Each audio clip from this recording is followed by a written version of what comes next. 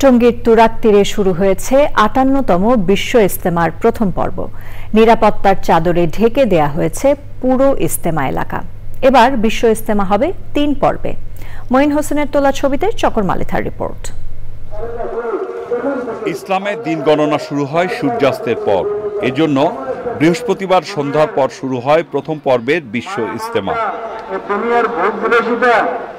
ইজতেমা শুরুর দিন শামিয়ানার নিচে অবস্থান নিয়েছেন মুসল্লিরা। আল্লাহর কাছে দোয়া করুন যে দোয়া দরুদ করলে আল্লাহ খুশি রাজি হন। আর ইজতেমা রাজি খুশি করবার লিগে আল্লাহকে রাজি খুশির জন্য আমরা আছি, আর আমাদের গুনাহ মাফের জন্য আমরা আছি।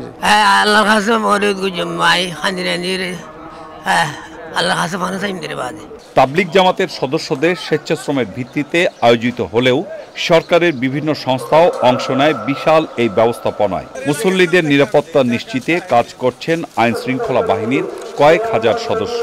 আমরা সাদা পোশাকে নিরাপত্তা ব্যবস্থা নিয়েছি, আমরা ওয়াচ টাওয়ারের মধ্যে নিরাপত্তা ব্যবস্থা নিয়েছি, আমরা ফুড পেট্রোলের মাধ্যমে নিরাপত্তা ব্যবস্থা নিয়েছি, আমরা পিকেটিংয়ের মাধ্যমে নিরাপত্তা ব্যবস্থা নিয়েছি, আমরা সিসি ক্যামেরা সারাক্ষণই আমরা মনিটর করছি, আমরা ড্রোনের মাধ্যমে মনিটর করছি।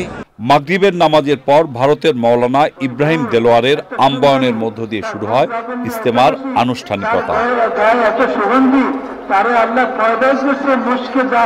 শুক্রবার ফজরের নামাজের পর বয়ান করবেন পাকিস্তানের মৌলানা জিয়াউল হক।